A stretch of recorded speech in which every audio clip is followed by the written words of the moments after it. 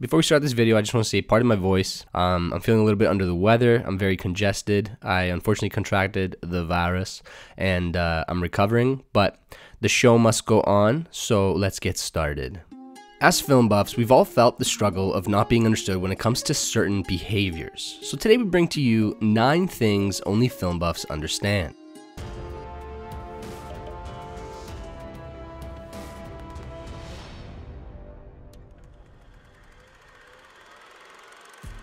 In at number 9, you love going to theaters, but you also have an anxiety around whether or not your theater experience will be ruined. I'm sure you've all been there.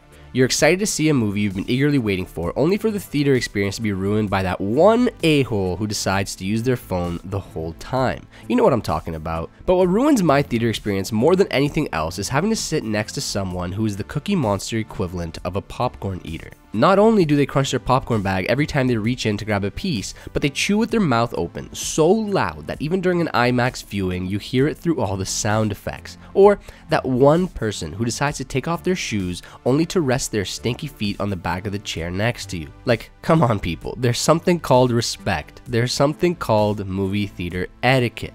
Now I'm sure this bothers more than just us film buffs, and different people have different levels of tolerance when it comes to what bothers them, but us film buffs seem to be annoyed ever so slightly more. At number 8 we have, people never watch the movies you recommend. The amount of times I've recommended a movie or TV show to someone for them to ignore it is unfathomable. I get it. As someone who loves movies, people have this opinion of you that every movie you watch is artsy-fartsy, but that's just not the case. When I go out of my way to recommend a movie to someone, it's not only because I think the movie is really good, it's also because I know the person I'm recommending it to. I know the kinds of things they like, and that's why I'm recommending that specific movie to them. This happens especially often when you try to recommend a foreign movie. The usual response is, nah, I don't really like reading subtitles. What sucks even more is when they watch that movie you once recommended to them and then start telling you all about it and recommend it right back to you. Moving on to number 7. If you haven't watched a certain popular movie, everyone makes a big deal out of it. There are a lot of movies out there and it's hard to watch them all. But when someone who isn't into movies as much as you finds out that you haven't watched a certain very popular movie, they immediately pick on that and make it out to be a huge deal. I've gone through this a few times with various movies and I'm sure you have too. My brother is a huge film buff and he hasn't seen The Matrix. And anyone who finds out about that makes a huge stink about it. In at number 6.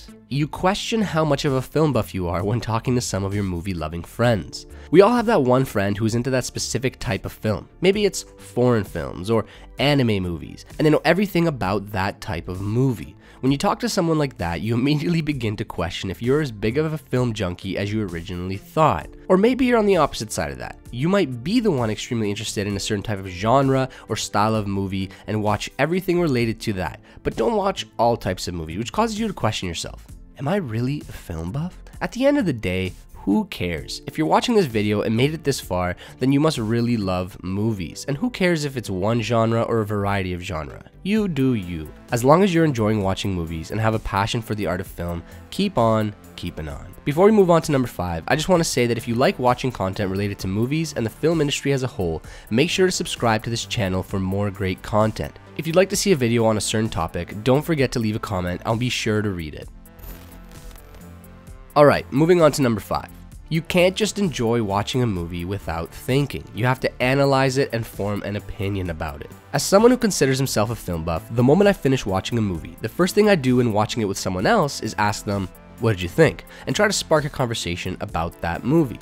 The car ride home from a movie theater is usually my brother and I discussing the things we liked and didn't like about a movie, as well as analyzing some of the technical parts. I really loved the camera angles. Oh, that one scene where they did that long take. I wonder how they did it, etc, etc. On the other hand, if I watch a movie alone, the first thing I do after finishing it is pull out Letterboxd and see what other people thought. And then after I look at other people's opinions, I try finding videos that talk about the movie in more depth. After watching Tenet, I spent more time watching YouTube videos and reading about it than the actual runtime of the movie. In at number 4, driving long distances to watch a movie you really want to see. As a person who loves movies, sometimes I get excited about a movie that is less popular. Sometimes indie movies you want to watch aren't played at a theater near you. Because these movies are less popular, they don't always have a wide theater release. This leaves me having to search the Googles for a movie theater that is showing that movie. And after finding that one theater that is showing that film on a specific weekend, I make my trip out to that theater to watch it. I have 2 movie theaters that are very close to my house, but they are 2 theaters that show bigger, more popular movies, and sometimes I have to drive pretty far to catch a movie I want to see.